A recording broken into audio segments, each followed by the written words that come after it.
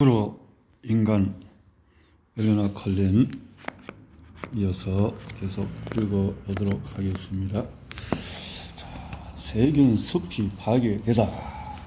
세균 숲이 2500년 전에 현대 의학의 아버지인 히포크라테스는 모든 병은 장에서 시작한다고 믿었다. 그는 장 속에서 서식하는 백조의 미생물은 고사하고 장의 회복에 대해서도 아는 바가 없었지만 우리가 2000년 후에나 배우게 된 이 중요한 사실을 이미 알고 있었다. 당시의 비만은 상대적으로 흔하지 않았다. 그리고 비만을 제외하고 21세기형 질병 중에 확실히 장의 문제와 관련이 있는 과민성 장증후군 역시 흔한 병이 아니었다. 이제 여기서 우리의 미생물은 바로 가장 기분 나쁜 질병과 함께 등장하게 된다.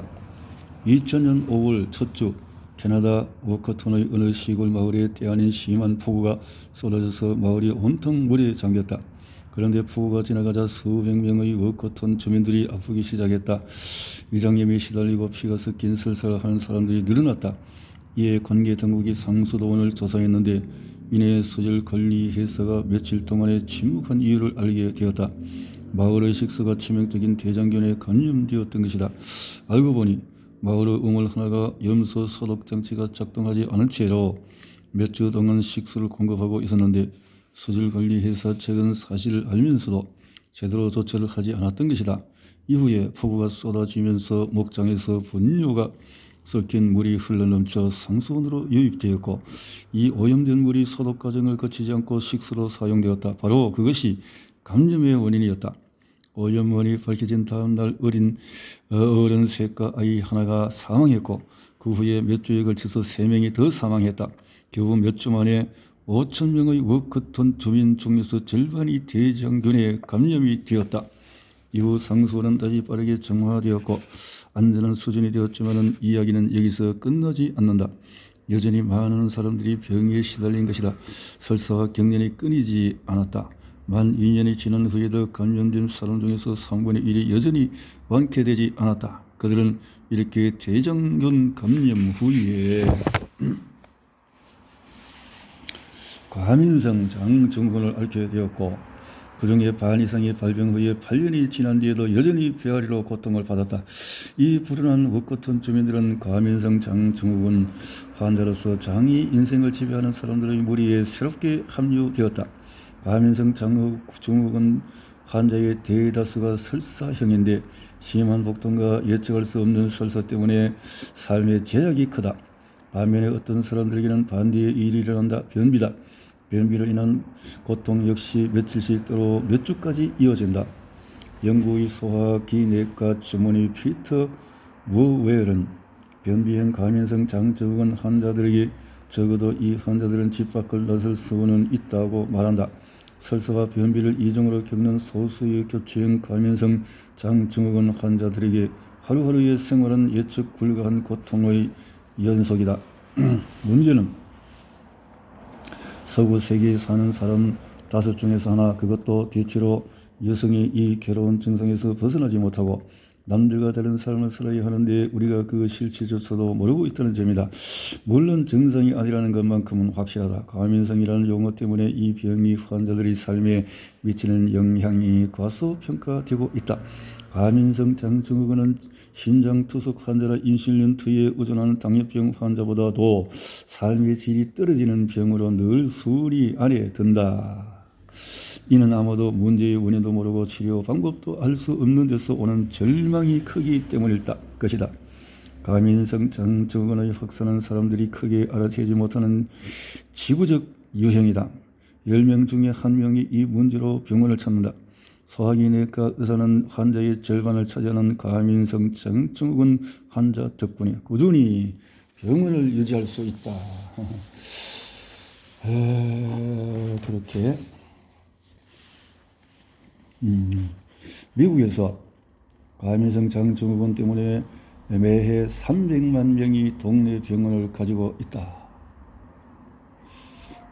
병원을 가고 220만 건의 약 처방이 내려지며 10만 명은 종합병원을 찾는다. 이렇게 가민성 장증후군으로 고통당하는 사람이 많다는 거죠. 하지만 사람들은 이 문제에 대해서 떠들어대지 않는다. 설사에 관해 얘기하고 싶은 사람은 아무도 없기 때문이다. 하지만 가민성 장증후군의 원인은 규명하기가 어렵다. 염증성 장질환의 경우는 환자의 결장이 궤양으로 뒤덮여 있지만 가민성 장증후군 환자의 장은 건강한 사람의 장처럼 분홍색이고 매끄럽기 때문이다. 물리적 증상이 명확하지 않기 때문에 가민성 장증후군은 심리적인 요인에서 기인한다는 오랜 선입견으로 환자의 고통을 가중하고 있다. 가민성 장증후군 환자 대부분이 스트레스를 받는 상황에서 증상이 심해지는 것은 사실이지만 스트레스가 이런 만성적인 병의 단일 원인이 되기는 어렵다. 가민성 장증후군의 환자의 수는 믿기 어려울 정도로 많다. 이들은 모두 이 질환에 대해서 제대로 설명을 들을 권리가 있다. 우리 인간이 화장실에서 30초 이내의 거리에 대기하려고 수백만 년에 걸친 진노를 겪어온 것은 아니기 때문이다. 한 가지 실마리를 워커턴 지항에서 찾아볼 수 있다. 워커턴 주민들은 수질 오염 사건 이후에 가민성 장증후군을 겪게 되었다. 하지만 소화기 감염을 계기로 가민성 장증후군을 얻게 된 사람들은 워커턴 주민뿐만이 아니다. 가민성 장증후군을 호소하는 환자의 3분의 1이 과거에 식중독이나 이처럼 낫지 않을 것 같은 속병을 앓은 적이 있다고 말한다. 여행지의 서의에 배탈은 흔히 가민성 장증후군의 시발점이 되는데 특히 외국에서 감염된 적이 있는 사람들은 가민성 장증후군에 걸릴 확률이 7배나 더 높다. 그러나 환자를 감염시킨 병원균을 테스트해 봐야 소용이 없다. 균은 이미 오래전에 환자의 몸을 떠났기 때문이다. 그보다는 감염이 진행되는 동안에 장 속에서 정상적으로 거주하던 주민들이 혼란에 빠져버렸다고 말하는 편이 낫겠다. 가민성 장증후군 증상이 감염성 질병이 아닌 항생제 투여와 시기를 같이 하여 시작된 사람들도 있다. 설사는 항생제 복용 시 흔하게 나타나는 부작용이다. 어떤 환자들에게 이 부작용은 약을 끊은 후에도 지속된다. 그런데 여기에 역설적인 상황이 연출된다. 가민성 장증후군 치료법으로 항생제를 사용하는 경우가 있기 때문이다. 치료가 도리어 문제 해결을 지연시키는 꼴이 되었다. 항생제를 남발하는 것이 오히려 그렇게 문제가 되었다는 거죠. 그러니까 바이러스라든가 이런 데에 백신을 통해서 또 혹은 항생제를 통해서 진통제를 통해서 이런 것들이 더 큰 문제를 이야기할 수 있다는 것을 사람들이 모르고 고통을 당한다라는 것을 생각해 볼 수 있는데, 그래서 뭐가 어떻게 돌아간다는 것인가? 가민성 장증후군의 출발점으로 위장염과 항생제가 거론된다는 사실을 단서로 추론해 보자면 단기간에 일어난 장내 미생물의 파괴가 미생물 총 구성에 장기적인 역향을 끼칠 수 있다는 결론이 나온다. 생명으로 가득한 원시림을 상상해보자. 나무 아래는 온통 온갖 곤충들이 지배하고 나무 위에는 영양류가 돌아다니는 숲말이다. 그런데 어느 날 벌목꾼들이 전기톱을 들고 와서 수천 년 동안 일궈낸 나무들을 잘라내고 불도저로 밀어버린다. 이 과정에서 아마도 굴착기 바퀴에 묻어왔을 외래의 잡초의 씨가 땅에 떨어진다. 잡초가 자라서 뿌리를 내리고 원래 주인이던 토종 풀들을 몰아낸다. 숲은 시간이 지나면 다시 자라겠지만 분명히 예전처럼 복잡하고 훼손되지 않은 자연 그대로의 아름다운 모습은 아닐 것이다.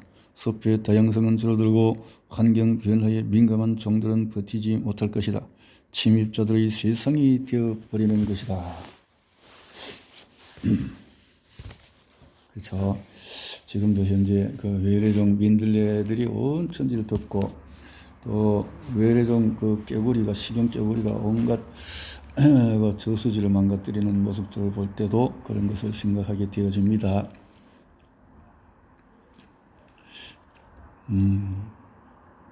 참 그렇다라는 건데요. 100만 배나 더 작은 규모이지만 장소의 복잡한 생태계에서 똑같은 그림을 그릴 수 있다. 항생제라는 전기톱과 외부에서 침입한 병원균이 수없이 미묘한 작용으로 균형을 이루는 생명의 그물망을 찢어놓는다. 파괴의 소진이 심각하다면 시스템은 다시 복원되기 힘들다. 그 대신에 무너져 내릴 것이다. 열대우림에서 서식지 파괴, 인체 내에서는 장내 미생물 불균형이 유발된다. 항생제와 위장염이 미생물 불균형의 유일한 원인은 아니다. 건강에 이롭지 못한 식단이나 독한 약물치료 역시 미생물청의 건강한 균형을 파괴하고 다양성을 낮춰 똑같은 효과를 낼 수 있다. 가민성 장증후군처럼 처음과 끝이 모두 장에서 일어나든 몸 전체의 기관과 시스템에 영향을 미치는 것이든 아니면 다른 어떤 결과물로 나타나든 간에 21세기형 질병의 중심은 바로 이 미생물 불균형이다. 항생제와 위장염이 가민성 장증후군에 미치는 영향을 고려하면 일반적인 설사나 변비 역시 미생물 불균형에 뿌리를 두었다고 추측할 수 있다. DNA 염기 서열 분석을 돌리면 사람들의 장에 어떤 종이 살고 있는지 파악할 수도 있고 양도 가늠할 수 있다. 가민성 장증후군 환자와 건강한 사람의 장내 미생물을 비교해보면 가민성 장증후군 환자 대부분은 장내 미생물의 구성이 확연히 다르다. 하지만 일부 환자들은 장내 미생물이 건강한 사람과 크게 다를 바가 없는데 이런 경우는 보통 우울증을 호소하는 경향이 있다. 즉, 이 환자들에게서는 심리적 요인이 가민성 장증후군 증상을 유발했을 가능성이 크다는 말이다. 그럼에도 대부분의 경우에 장내 미생물 불균형이 가민성 장증후군의 주된 요인이 되며 스트레스는 단지 증상을 악화시킬 뿐이다. 장내 미생물 불균형이 원인이 되어 가민성 장증후군에 걸린 환자들을 대상으로 병의 증상에 따라서 장내 미생물의 조성이 다르다는 것을 보여준 연구가 있다. 밥을 먹으면 쉽게 배가 부르고 복부 평만이 일어난다고 호소하는 환자들은 사이아노박테리아의 비율이 높았다. 반면에 복통을 심하게 느끼는 사람들은 프로테오박테리아의 비율이 훨씬 높았다. 변비 환자들의 경우에는 17개 그룹에서 박테리아의 개체수가 증가하였다. 가민성 장증후군 환자들은 건강한 사람에 비해서 변형된 미생물총을 지닐 뿐 아니라 시간에 따라서 박테리아 그룹 간의 개체수 변동이 심하게 일어나 장내 미생물의 조성이 불안정하다고 밝힌 연구도 있다. 가민성 장증후군은 원래의 재구성원이 아닌 잘못된 미생물이 들어왔을 때 장이 가민해진 결과로 나타나는 증상이라고 추측할 수도 있다. 오염된 물이나 날고기를 먹는 바람에 걸리는 급성 장염이나 만성적인 장기능 장애 모두 장내 미생물이 균형을 벗어났기 때문에 일어난다는 가설은 꽤 그럴듯하다. 그러나 닭고기를 날로 먹어서 걸리는 식중독 원인이 캠필로박터 제주니라는 박테리아인 것처럼 급성설사병은 주로 특성 병원성 박테리아에서 의해 일어난다. 반면에 가민성 장증후군은 어떤 한 종류의 박테리아가 원인이라고 꼭 집어서 말할 수가 없다. 그보다는 일반적으로 착한 박테리아로 보이는 세균의 전체적인 비율이 중요한 것으로 보인다. 다시 말해서 유익균이 충분하지 않거나 유해균, 나쁜 박테리아가 너무 많은 경우를 말한다. 또는 평소에는 문제없이 행동하는 박테리아가 어떤 상황에서는 거칠게 돌변할 수도 있다. 만일 가민성 장증후군 환자의 장내 미생물 중에 감염을 일으키는 특정 바이러스 박테리아가 들어있는 게 아니라면 장내 미생물 불균형이 정확히 어떤 방식으로 장의 기능을 엉망으로 만든다는 걸까? 가민성 장증후군 환자의 장에 존재하는 박테리아는 건강한 사람의 장에도 똑같이 존재한다. 그런데 어떻게 개체수의 변화만으로 불편한 증상을 일으킬 수 있다는 말인가? 현재로서는 의학자들도 대답하기 어려운 문제다. 그런데 재미있는 단서를 보여주는 연구들이 있다. 가민성 장증후군 환자들은 염증성 장질환에 걸린 사람들과는 달리 장 내벽에 궤양은 없지만 대신 염증 수치가 필요 이상으로 높다는 것이다. 마치 인체가 의도적으로 장벽세포 사이의 작은 구멍을 열어 물이 빠져나오게 함으로써 미생물들을 씻어내려고 시도하는 것과 같다. 장내 미생물의 잘못된 균형이 가민성 장증후군을 일으킨다는 것은 쉽게 이해가 간다. 그러나 다른 장 트러블, 이를테면 인간의 허리 둘레를 늘어나게 하는 것은 어떤가? 미생물의 열량 섭취량과 소비량 사이의 사라진 고리를 대신할 수 있을까? 스웨덴은 비만을 매우 심각하게 생각하는 나라다. 지구상에서 겨우 90번째로 뚱뚱한 나라이고 유럽에서는 가장 날씬한 나라인데도 위우효술이 세계에서 가장 많이 행해진다. 뿐만 아니라 고열량 음식에 비만세 도입을 고려해왔고, 의사들은 과체중 환자에게 운동을 처방할 수 있다. 스웨덴은 또한 비만이 확산하기 시작한 이후로 비만 연구에 가장 많이 이바지한 어느 과학자의 고향이기도 하다. 그 과학자는 바로 스웨덴 예테보리 대학교의 미생물학 교수 프레드리크 베케드이다. 비록 그의 실험실에서 배터리 접시나 현미경 대신에 수십 마리의 실험용 쥐가 더 눈에 띄지만 그는 분명히 미생물학 교수다. 사람처럼 쥐도 장애에 놀라운 미생물 컬렉션을 보유하고 있다. 하지만 베케드의 쥐는 다르다. 베케드의 쥐는 제왕절개술로 태어나 무균시설에 살면서 체내에 어떤 미생물도 지니지 않은 무균 상태다. 이들은 마치 흰 도화지 같아서 베케드 연구팀은 무균 쥐의 장에 그들이 원하는 특정 미생물만을 키울 수 있다. 2004년으로 돌아가서 베케드는 미국 미주리주의 세인트루이스에 있는 워싱턴 대학교에서 세계적인 미생물청 전문가 제프리 고든의 연구팀에 합류하였다. 고든은 무균쥐가 정상쥐에 비해서 마른 편이라고 느꼈다. 고든과 베케드는 아마도 무균쥐에게 장내 생미생물이 없기 때문이 아닐까 짐작했다. 동시에 그 둘은 미생물이 동물의 신진대사에 미치는 영향에 관한 가장 기초적인 연구조차 아직 되어 있지 않다는 사실을 깨달았다. 그렇다면 베케드의 첫 번째 질문은 간단하다. 장내 미생물이 쥐의 체중을 증가시키는가? 답을 구하기 위해서 베케드는 일부 무균쥐를 성체가 될 때까지 기른 후에 정상적인 쥐의 맹장에서 내용물을 수출해 무균쥐의 털에 살짝 묻혔다. 무균쥐가 털에 묻은 맹장 내용물을 핥아내면서 그들의 장은 다른 생쥐와 같은 미생물을 장착하게 되었다. 그러고 나서 놀라운 일이 발생했다. 무균쥐의 체중이 증가한 것이다. 그것도 조금 증가한 정도가 아니라 14일 만에 60%나 증가했다. 그리고 무엇보다 그들은 예전보다 오히려 적게 먹었다. 혜택을 얻은 것은 살 곳을 찾은 미생물뿐만 아니라 무균쥐 역시 마찬가지다. 장에 서식하는 미생물이 우리가 소화하기 어려운 음식물을 분해한다는 사실은 잘 알려져 있다. 하지만 지금까지 아무도 미생물에 의해서 일어나는 소화의 제2라운드가 어떻게 에너지 유입에 기여하는지 연구한 적은 없다. 미생물이 같은 식단에서 좀 더 많은 열량을 끌어낼 수 있다면 생쥐는 적은 양의 먹이를 먹고도 체중이 불어날 것이다. 우리가 지금까지 이해하는 영양의 개념으로 보면 이것은 정말 세상을 놀라게 할 만한 발견이다. 생쥐가 먹이에서 얻어내는 전체 열량의 양을 짓는 것이 미생물이라면 바로 그들이 비만에 관여한다는 뜻이 아닌가? 미생물이 그렇다는 거죠. 피터 턴버의 실험은 볼까요? 제프리 고든의 다른 연구진인 미생물학자 루스 레이는 뚱뚱한 동물 속에 살고 있는 미생물이 날씬한 동물의 미생물과 분명히 다를 거라고 의심했다. 이를 밝혀내기 위해서 레이는 유전적으로 뚱뚱한 중증 비만쥐를 이용했다. 정상적인 쥐보다도 3배나 무거운 이 뚱뚱한 쥐들은 몸집이 거의 둥근 공 모양이다. 또한 그들은 쉴 새 없이 먹는다. 비만쥐와 정상쥐는 완전히 다른 종인 것처럼 보이지만 실제로는 비만쥐의 전체 DNA에 단 하나의 돌연변이가 생긴 것일 뿐이다. 이것 때문에 비만쥐는 끊임없이 먹고 살이 찐다. 렙틴은 체내의 지방이 충분히 저장되면 쥐와 사람 모두에게 식욕을 감퇴시키는 호르몬이다.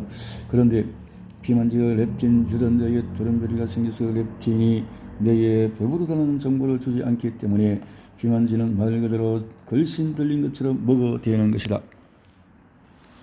레이는 박테리아를 식별하는 바코드로 쓰이는 16sRNA 유전자의 DNA 연계서열을 비교하여 장내에 어떤 박테리아들이 있는지 알아낸 뒤에 비만쥐와 마른쥐의 미생물총을 비교하였다. 생쥐들의 장에는 의간균과 후벽균 두 그룹의 박테리아들이 우점하고 있었다. 그러나 마른쥐와 비교했을 때 비만쥐의 의간균은 절반 수준, 후벽균은 비슷한 수준을 보였다. 레이는 의간균과 후벽균의 비율 차이가 비만에 근본적인 영향을 미칠지도 모른다는 생각에 흥분해서 이번에는 살찐 사람과 마른 사람의 생물총을 비교했다. 그러자 취해서와 비슷한 결과가 나타났다.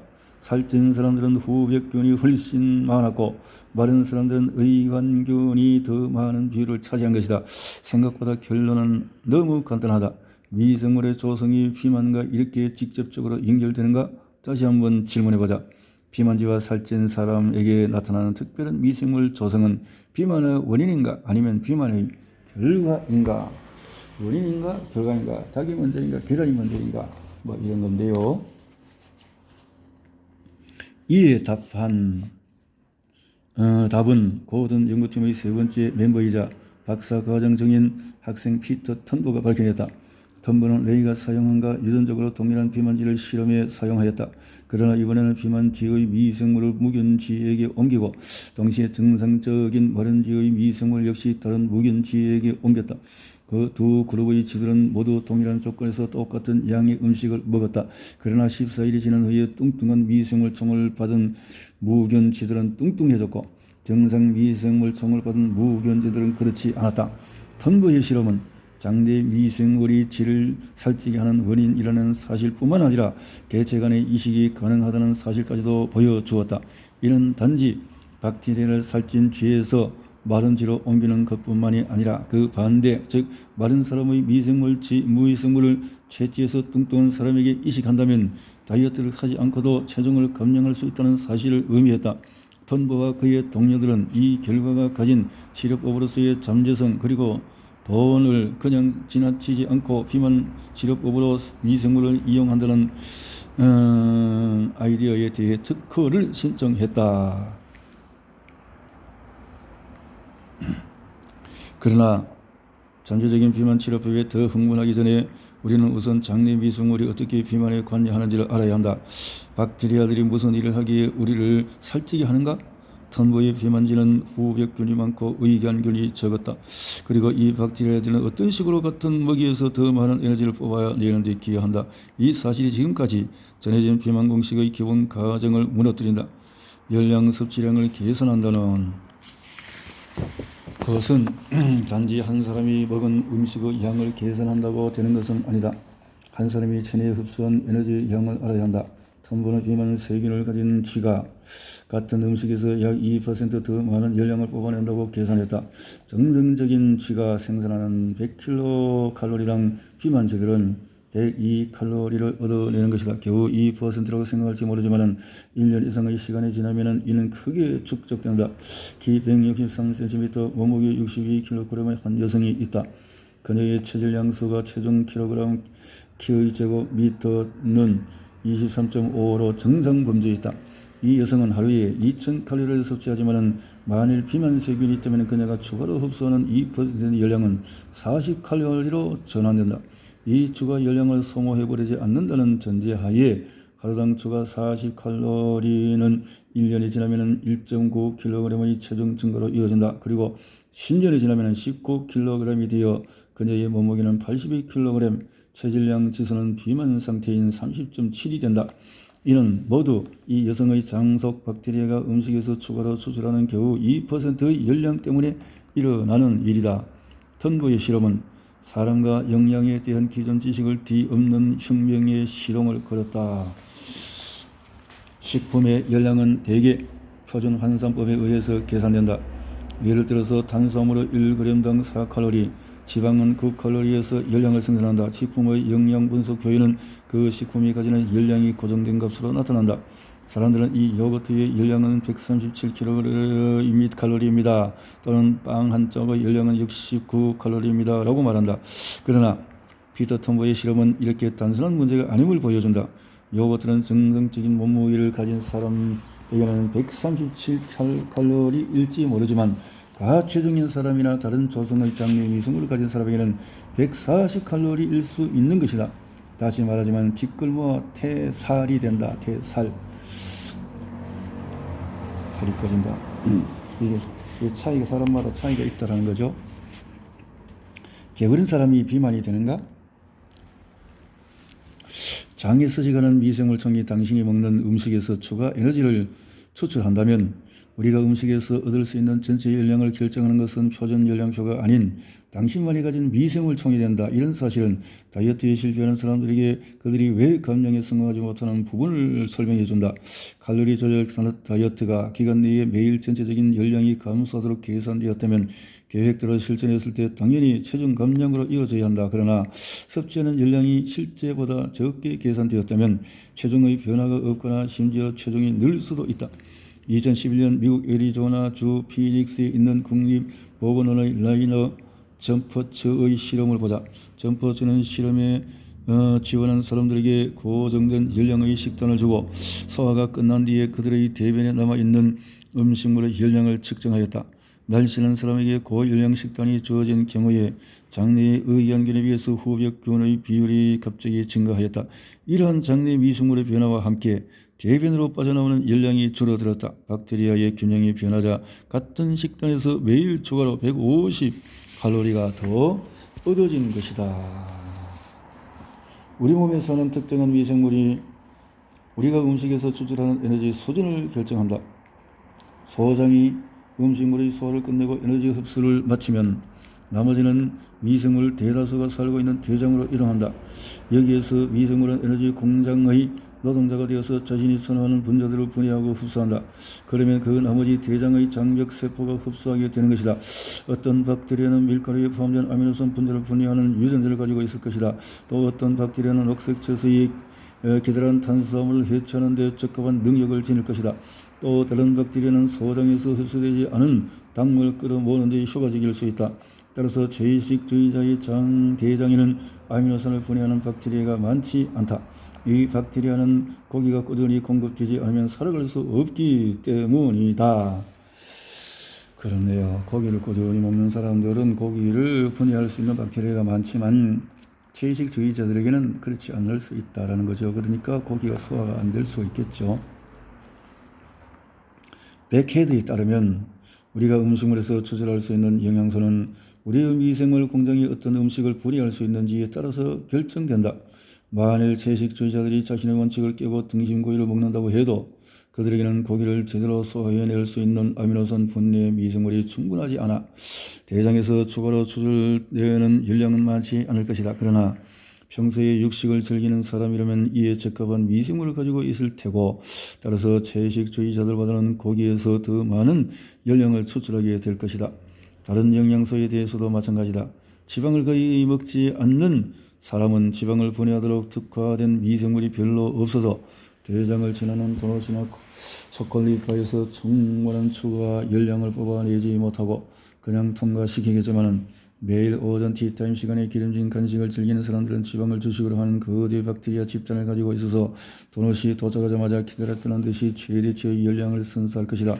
의심할 나위 없이 우리가 음식에서 흡수하는 열량의 양은 중요하다. 하지만 정말로 문제가 되는 것은 얼마큼의 에너지를 계산하는 것보다는 생산된 에너지로 무엇을 하는가이다. 생산된 에너지를 곧바로 근육이나 신체기관에 보내서 소모하게 하는지 또는 굶주릴 때에 대비해서 저장하게 하는지 말이다. 이러한 일들은 우리의 유전자가 결정한다. 그러나 중요한 것은 우리가 부모님으로부터 어떤 유전자를 변이로 물려받았는지가 아니라 그 유전자가 언제 켜지고 꺼지는지 또 어떤 유전자가 많고 적게 발현되는지를 조절하는 데에 있다.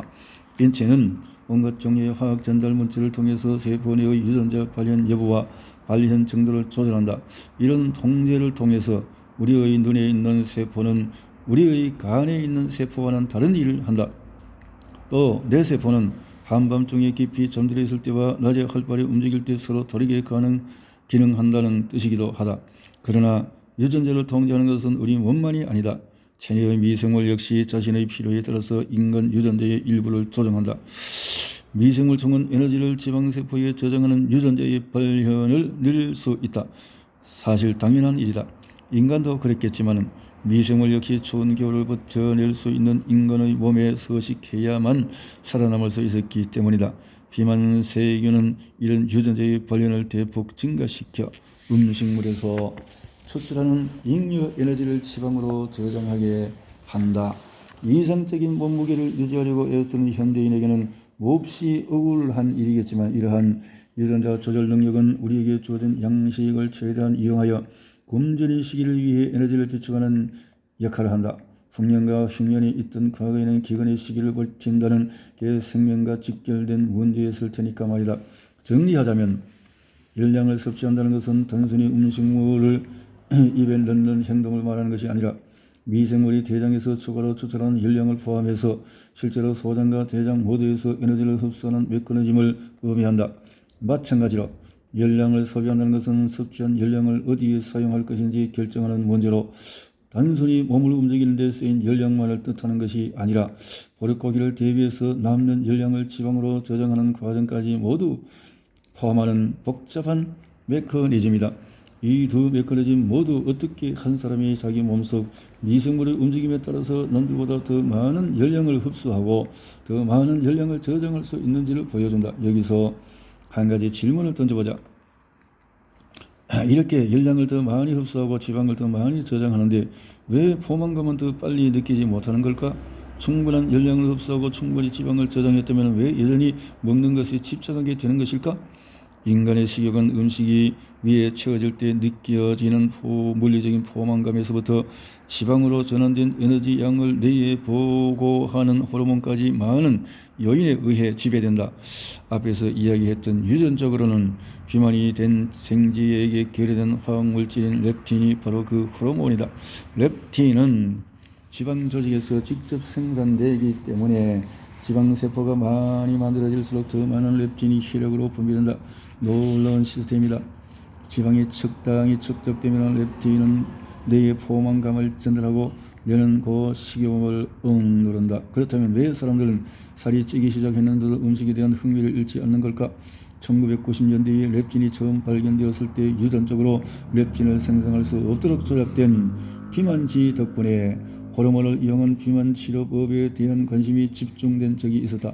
비만쥐에게 렙틴을 투여했더니 적게 먹고 많이 움직이기 시작하면서 체중이 감소하여 한 달 만에 체중의 반이 줄었다. 심지어는 정상적인 쥐에게 렙틴을 투여해도 살이 빠지는 효과가 나타났다. 쥐가 이런 식으로 치료할 수 있다면 사람 역시 렙틴으로 비만을 치료할 수 있지 않을까? 비만이 여전히 한없이 확산되는 현재의 상황을 보면 짐작이 되겠지만 대답은 아니오이다. 비만한 사람들에게 렙틴을 투여해도 체중이나 식욕에 거의 변화가 일어나지 않았다. 실망스럽기도 하지만 이러한 실패로 인해 비만의 진정한 본질에 관한 실마리를 얻게 되었다. 비만지와는 달리 인간이 살찌는 것은 렙틴의 양이 적어서가 아니라 사실 과체중인 사람은 특별히 렙틴의 수치가 높다. 왜냐하면 렙틴을 분비하는 지방 조직이 넘쳐나기 때문이다. 문제는 내가 렙틴에 대해서 내성을 보인다는 사실이다. 내성. 다시 말해서 그것이 세포가 받아들이지 못하는 저항성이 있다라는 거죠. 마른 사람의 경우 체중이 늘게 되면 렙틴이 추가로 생산되면서 식욕이 감퇴하는 효과를 낳는다. 하지만 비만인 사람은 많은 양의 렙틴이 생산됨에도 불구하고 내가 그것을 감지하지 못하기 때문에 배부르다라고 느끼지 못하는 것이다. 저항성, 인슐린 저항성과 같이 렙틴 저항성이 생겨버리는군요. 우리는 이런 렙틴 내성에서 중요한 힌트를 하나 얻는다. 비만 환자의 경우에 식욕 조절과 에너지 저장의 정상적인 메커니즘이 근본적으로 바뀌어버렸다는 점이다. 원래 잉여 지방은 단순히 사용하지 않은 열량을 저장하는 장소가 아니라 자동 온도 조절 장치처럼 에너지 사용을 통제하는 제어 기관의 역할도 담당한다. 몸의 지방 세포가 적당한 수준으로 채워지면 자동 제어 장치가 꺼지면서 식욕을 감퇴시켜 지방의 저장을 막는다. 그리고 지방 저장량이 떨어지면 자동 제어 장치가 켜지면서 식욕을 증진시켜 더 많은 에너지를 지방으로 저장하게 한다. 정원 솔세의 경우처럼 체중 증가는 단지 더 많이 먹는 문제가 아니다. 이 솔세 효과는 식사량과 운동량의 조절만이 체중 유지에 절대적으로 필요한 조건이라는 기존의 가정을 흔들고 있다.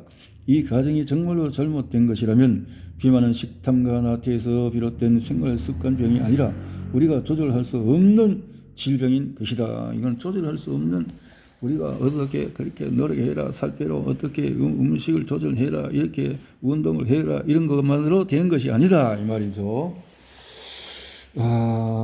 고칠 수 없는 여러 가지 힘든 여러 가지 이것은 하나의 질병의 상태인 것이다라는 건데, 이 질병의 상태를 어떻게 치료할 수 있을까요? 그것이 문제이겠네요. 그래서 니킬 두란다의 실험을 볼까요? 너무 진보적인 제안이라고 느껴진다면 이 이야기를 들어보라. 몇십 년 전만 해도 위궤양은 스트레스나 카페인 때문에 생긴 병이라고 알려져 있었다. 비만처럼 생활습관병에서 오는 병이라는 것이다. 따라서 습관을 고치면 문제는 사라질 것이라고 믿었다. 해결책은 간단하다. 물을 많이 마시고 마음을 편히 가지세요. 하지만 이런 식의 처방은 아무 소용이 없다. 환자는 위산 때문에 흘러버린 위를 움켜쥐고 계속해서 병원을 찾는다. 그러면 의사는 말한다. 실패의 원인은 분명합니다. 환자분인 치료에 너무 집착하시는 바람에 스트레스가 생겨서 회복을 방해한 것입니다. 라고.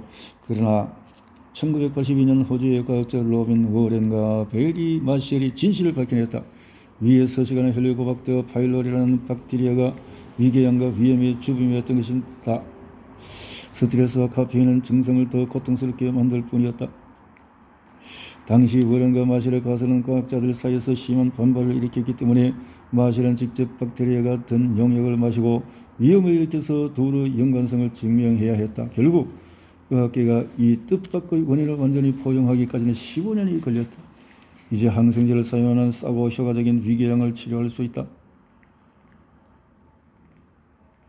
2005년에 워렌과 마셜은 위궤양이 기존 학설대로 생활습관병에서 오는 것이 아니라 박테리아 감염에 의한 결과라는 사실을 밝힌 공로로 노벨 생리의학상을 수상했다. 이것은 또 항생제가 또 이렇게 도움이 될 수가 있네요. 박테리아를 없앤다. 그럼 또 다른 부작용이 있을 수가 있잖아요. 모르는. 워렌과 마셜처럼 니킬 두란다 역시 바이러스와 함께 비만이 생활습관에서 비롯된 병이라는 기존 학설에 도전하고 있었다. 바이러스 감염이 체중 증가의 원인이라는 가능성을 연구하기 위해 두란들은 비만 환자를 치료하는 대신에 비만의 과학을 연구하기로 했다. 두란들은 연구에 필요한 재정적인 지원을 얻기 위해서 가족을 떠나서 미국을 향했다. 그의 신념은 과학적 통념에 맞선 맹신에 가까운 것이었지만 결국에는 성공하리라는 희망으로 가득 차 있었다. 그러나 미국으로 건너간 지 2년 후에도 두란드는 닭바이러스의 연구의 후원자를 찾지 못했다. 결국 연구를 포기하고 인도로 돌아가려고 했는데 마침 위스콘신州立대학교의 식품영양학 교수 리처드 애킨스가 두란드를 고용했다. 이제 드디어 그의 바이러스를 테스트할 수 있게 된 것이다. 그러나 여기는 또 하나의 큰 장애물이 있었다. 미국 정부가 두란드의 닭을 미국으로 들여오는 것을 허가하지 않은 것이다. 하긴 닭을 데리고 왔다면 미국에 비만을 퍼뜨렸을지도 모르는 일이다. 그래서 애킨스와 두란드는 다른 방식으로 접근하기로 했다. 두란드의 바이러스 대신에 다른 바이러스로 전환을 했다. 그들은 바이러스 카탈로그 목록을 훑어보며 닭 바이러스와 유사한 바이러스 중에서 호흡기 감염을 일으킨다고 알려진 새로운 바이러스를 골라서 주문하였다. 그것은 미국인들에게 흔하게 나타나는 바이러스였다. 바이러스의 이름은 AD36 아데노 바이러스 36이었다. 아데노 바이러스. 다시 한번 두란다는 닭을 이용해 실험했다. 닭을 두 집단으로 나눠서 반은 AD36에 감염시키고 나머지 반은 닭에서 정상적으로 발견되는 아데노 바이러스를 감염시켰다. 그리고 기다렸다. AD36이 과연 인도 바이러스처럼 이 새들을 살찌게 할 것인가? 만일 그렇게 된다면 두란드는 다음과 같은 놀라운 주장을 할 수 있을 것이다. 사람이 살찌는 이유는 과식과 운동량 부족이 아니라 또한 비만이 확산하는 데에는 또 다른 원인이 있다. 그리고 비만증은 의지가 부족한 사람이 걸리는 질병이 아니라 간염성 질환일지도 모른다. 마지막으로 가장 논란을 일으킬 만한 주장이겠지만 비만은 전염된다. 지난 36년간 미국에서 비만 확산을 표시한 지도를 보면 확실히 비만은 지구를 휩쓰는 전염병이라는 인상을 받게 된다. 이 유행병은 미국 남동부에서 시작하여 점차 미국의 북부로 서부로 퍼져나가며 전국적으로 확산되었다. 특히 비만은 주요 대도시를 중심으로 발병하여 시간이 지나면서 비누 거품으로 주위로 전염되었다. 간혹 전염병에 유사한 패턴을 언급한 연구가 있기는 했지만은 대체로 사람들은 비만 확산의 원인을 비만 환경의 확산으로 보았다. 비만 환경이란 패스트푸드, 식당, 고열량 식품을 판매하는 시범하게 신체 활동이 부족한 생활 습관처럼 비만을 조장하는 주변 환경을 말한다. 비만이 개체 수준에서도 전염병처럼 퍼질 수 있다는 것을 보인 연구가 있다. 이 연구는 32년간 1만 2천 명의 몸무게와 그들의 사회적 관계를 분석함으로써 한 사람이 비만이 될 가능성은 그들이 가장 가깝게 지내는 사람의 체중 증가와 매우 밀접하게 연관되어 있다는 사실을 밝혀냈다. 예를 들면 내 배우자가 살이 찌면 내가 살이 찔 확률이 37% 높아진다는 것이다. 얼마든지 그럴 수 있는 일이다. 부부는 일반적으로 거의 비슷한 식단을 공유하니까 말이다. 그러나 이러한 연관성은 같이 살지 않는 성인 형제 자매 사이에서도 똑같이 나타난다. 더 충격적인 것은 가까운 친구가 살이 찌면은 나 또한 살찌게 될 확률이 무려 171%로 높아진다는 사실이다. 처음부터 몸무게가 비슷한 사람끼리 만난 것으로 의심할 수도 있겠지만 그건 아니다. 이 친구들은 살이 찌기 전부터 가까운 사이였다는 것이 확인되었다. 이웃이라도 가깝게 지내는 경우가 아니라면 비만의 위험에서 면제되었는데 이 결과는 주변의 패스트푸드점이 개업하거나 헬스클럽이 폐업한다고 해서 그 동네 사람들의 체중이 증가하는 것은 아님을 암시한다. 물론 이런 현상은 여러 가지 사회적 요인으로 설명할 수 있다. 이를테면 비만을 바라보는 관점이 서로 비슷하다든지 건강하지 못한 불량식품을 함께 먹는다든지 하는 서로 공유하는 부분 말이다. 그러나 여기에 꼭 덧붙여야 할 중요한 한 가지가 있다. 바로 미생물의 교환이다. 두란노이 바이러스가 비만의 주범은 아니라 하더라도 다른 미생물이 비만의 원인으로 작용할 수가 있다. 아마도 사람들이 서로 어울려 지내면서 비만의 가능성이 있는 미생물총을 주로 주고받는 것이 패스트푸드점의 겨 못지않게 비만 확산을 촉진하는 주된 요인이 될지도 모른다. 가까운 친구라면 서로의 집에서 시간을 보내거나 음식과 화장실을 공유하는 경우가 많은데 이는 곧 미생물의 공유를 의미한다. 이렇게 미생물을 주고받는다는 것은 비만이 쉽게 확산될 수 있다는 뜻이기도 하다. 마침내 두란드가 기다리던 실험의 마지막 날이 다가왔다. 다행히 두란드는 사랑하는 가족을 남겨두고 타지에 와서 고생한 보람을 느낄 수 있었다. 인도에서 두란드의 닭들을 감염시켰던 바이러스처럼 AD36 역시 감염된 닭의 체중을 증가시킨 것이다. 반면에 다른 아데노 바이러스에 감염된 닭의 체중은 그대로 유지되었다. 두란다는 마침내 이 결과를 과학 저널에 투고하였다. 두란다와 가족의 희생이 의미하는 순간이었다. 하지만 여전히 의문은 남아 있었다. 과연 AD36이 사람의 경우에 똑같이 작용하는가? 과연 일개 바이러스가 인간을 뚱뚱하게 만들 수 있단 말인가? 하지만 인간을 대상으로 바이러스 감염 실험을 할 수는 없다. 설사 원하는 대로 바이러스가 체중을 늘린다고 해도 실험 후에 다시 원래 상태로 복귀시킬 방법이 없기 때문이다. 두란노와 에킨스는 사전적으로 영장류 중에서 모모세즈라는 작은 원숭이를 대상으로 실험을 하였다. 닭의 경우처럼 AD36에 감염된 모모셋은 체중이 불어났다. 두란노는 엄청난 발견을 앞에 두고 있다고 생각했다. 그는 최소한 이 바이러스가 인간의 비만과도 연관이 있는지 확인하기 위해서 혈액 검사를 통해서 수백 명의 지원자에게 AD36 항체가 검출되는지 검사했다. 확실히 뚱뚱한 지원자 중에서 30%에서 AD36 항체가 검출되었다. 30%.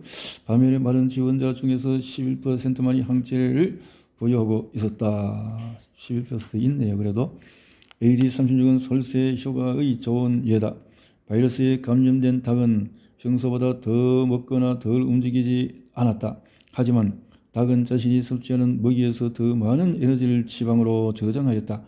비만한 사람들의 몸에 사는 박테리아처럼 AD36은 정상적인 에너지 저장 시스템을 혼란스럽게 만들고 있었다. 이 바이러스가 비만 확산에 정확히 얼마큼 기여하는지는 모르지만 설세의 경우처럼 비만을 이해하는 데 중요한 실마리를 제공한다라고 하는 거죠. 중요한 실마리를 제공하고 있다.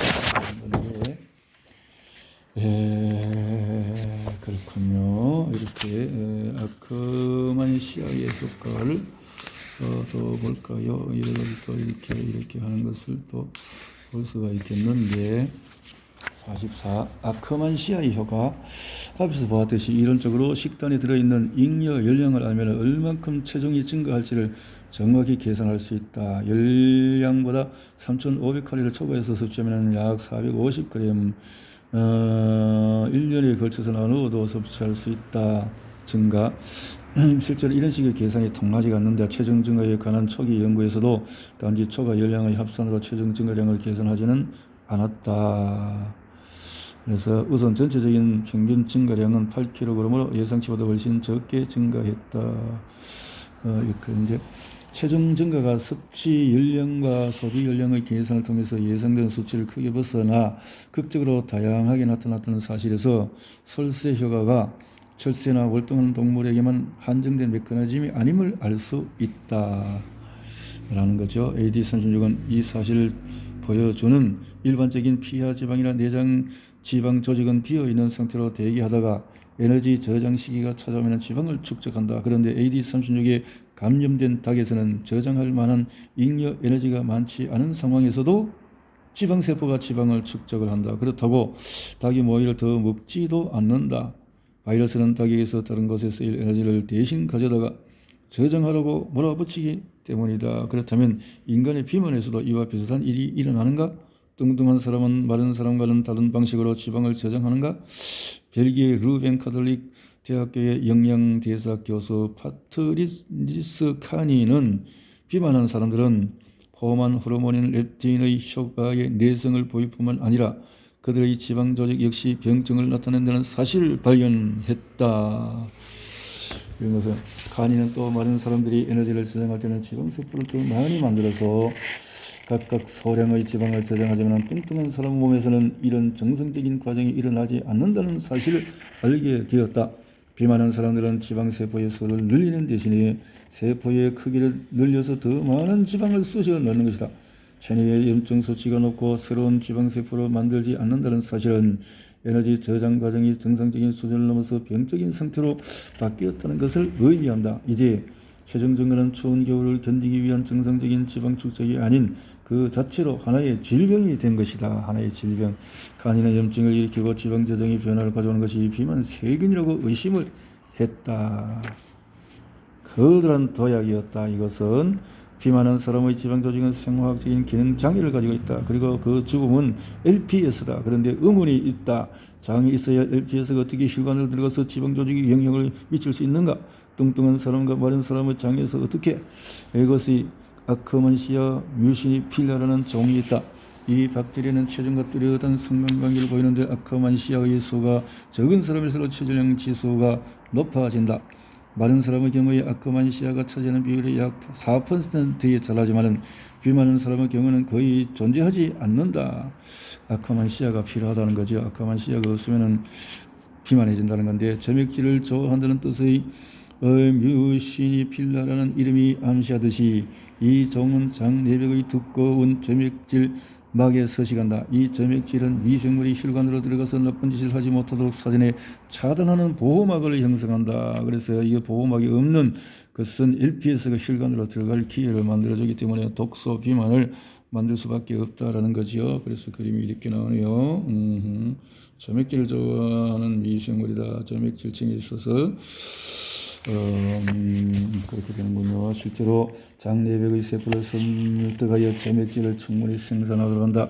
아크만시아는 장내벽 세포의 점액질을 생산하는 유전자를 더 많이 발현하도록 유도하는 화학물질을 분비하여 박테리아 자신에게는 유리한 서식 환경을 조성하는 동시에 LPS가 장내벽의 세포를 통과해 혈관을 들어가는 것을 막는다. 카니는 만약에 이 아크만시아가 점액질층의 두께를 증가시키다면 아마도 혈액 내의 LPS 수치를 낮추고 체중 증가도 억제할 수 있는 것으로 생각했다. 카니가 지의 식단에 아크만시아를 첨가했더니 말할 것도 없이 혈액 내 LPS 수치가 떨어지면서 지방세포가 새로운 지방세포로 분열하기 시작했고 곧이어 체중이 줄었다. 또한 아크만시아를 먹은 쥐들은 렙틴에 민감해져서 식욕이 감퇴하였다.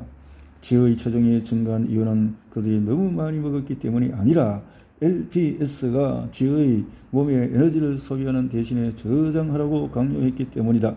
두란다가 의심했듯이 설세에서 일어나는 것과 같은 에너지 저장 방식의 변화는 사람들이 살찌는 이유가 너무 많이 먹기 때문은 아니라는 중요한 사실을 알려준다. 그리고 어쩌면 사람들이 많이 먹는 이유도 그들이 아프기 때문일지도 모른다. 아크만시아 박테리아가 생쥐를 비만으로부터 보호한다는 카니의 발견은 꽤나 혁명적이다. 카니는 아크만시아의 효과를 과체중인 사람들에게 시험하여 체중 증가를 저지할 수 있는 보조제를 만들고 싶어한다. 하지만 최종적으로 우리는 과체중 또한 비만한 사람들의 몸에서 아크만시아의 수를 감소시키는 원인이 무엇인지 밝혀낼 필요가 있다. 여기 몇 가지 단서가 있다. 쥐에게 고지방 식단을 주면 아크만시아의 레벨이 낮아지면서 비만하게 된다. 그러나 이 식단에 식물성 섬유질을 첨가하면 아크만시아 박테리아 수가 정상으로 돌아온다. 고지방 식단을 주면 아크만시아 레벨이 낮아진다고? 그 이상의 원인을 찾다. 2030년이 되면은 미국 인구 86%가 과체중 비만이 될 것이다. 이 속도라면 2048년에 인구 전체가 뚱뚱하게 될 것이다. 우리는 지난 50년 동안 적게 먹고 많이 움직이고 격리용으로서 비만 확산을 막으려고 노력해왔지만 그러나 이 방법은 성공하지 못했다. 사람들은 살을 빼고 날씬해지려고 엄청난 시간과 돈을 퍼붓지만 왜 100만 명 이상의 어른과 어린이가 과체중이 되거나 비만이 되어가고 있다. 현재로서 비만에 대해서 유일하면서도 지속적으로 효과를 나타내는 치료법은 우회술이다. 다이어트를 통해서 체중 감량에 실패한 사람들은 과식하는 것을 막기 위해서 위를 달걀 크기로 줄여야 하겠다고 생각한다. 이 우회술로 해서 되는 것이 아닌데 말이죠. 그래서 의관 후벽균, 의관균의 비율이 역전되고 있는 것을 이렇게 하는 것이 잘못된 것이다 라는 거죠.